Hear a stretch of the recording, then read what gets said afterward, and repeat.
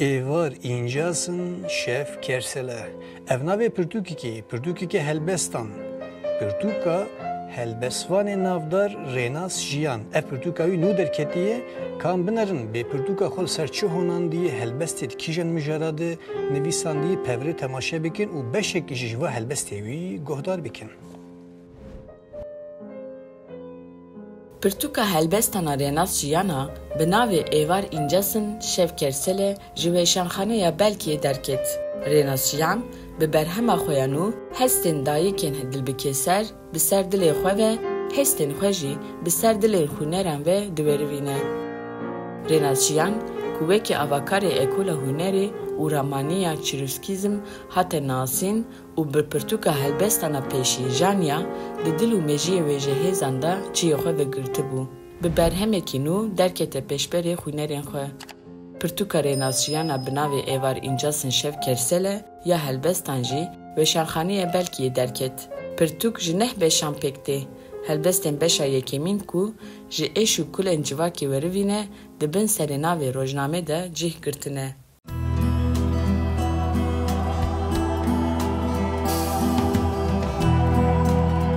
Genimê me, kenê me, temenê me, ava me, ezmanê me, darên me wê dîsa şîn bibin.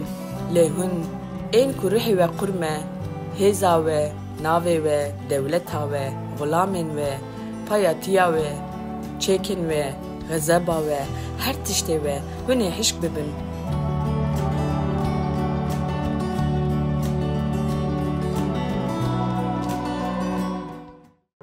Rênas jiyan helbestên dinên Pirtûkê dibin serê navên marketa helbestan, helbestên romankî, belek, helbestên zanistî, sînemaname, senfoniya hêjariyê, bavê fexriyayê û xewerîn da kom kirine. Dirû bûne çira şîr, ên birûmet bûne Everest, kevirên depresîv, giriyên min dipelçixînin, ez ê her tim dojeha bêbextan bim. Helbestên dibin serênavê beşa rojname de cih girtine ji bo Egît İpek, Hakan Arslan, Emîne Şenyaşar, Murat Yurtgul, Sara Ronahî Rojbîn, Mirperwer, Abdurrahman, Evîn, Sevê, Pakîze, Fatma, Osman Şîban, Serwet Turgut, Garibe Gezer û hemû pakrevanan hatine nivîsîn. Helbesta ku ji bo Egît İpek, Hakan Arslan û hemû hestî zêran hatiye nivîsîn wiha ye.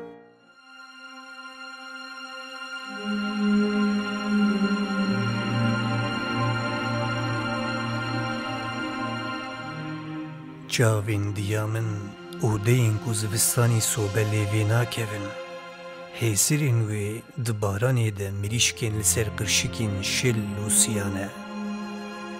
Demên wê du masîn e, dibiriqin ji girî. Rûyê diya min bajarekî tarî, rûyê diya min roboskî. Ez jê re dibêm, hey dilê, hey arî kilê. Ê di pakêta kargoyê de ne ezim. Ez êvarî çilê zivistanî di tûrikê destê bavê xwe de berfeke esmerim. Nehêle kes pê li berfê bike, dûr e ez ê biêşim. Her kes bi zayîna xwe diya xwe diêşîne. Niha de hişê te de her tişt dirize. Xezal dirizin, stêrk wek keriyên kûçikan direyîn.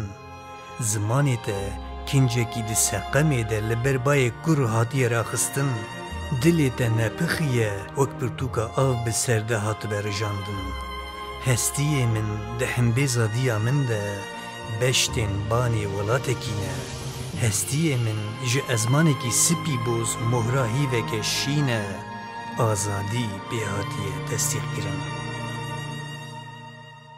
Rênas jiyan di sala 1974 de li Qoserê navçeya Mêrdînê ji dayîk bû. Dibistana seretayî navîn û lîse li Qoserê xwend.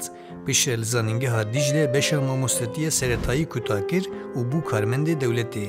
Lê dev ji karmendiya dewletê berda, kovara çûrûske derxist û weşanxaneya Belkiyê ava kir. Heya niha gelek pirtûkên helbestî, şano, kurteçîrok, hevpeyvîn, cerebîn, rexne, teorî felsefe, analîz û roman nivîsîne.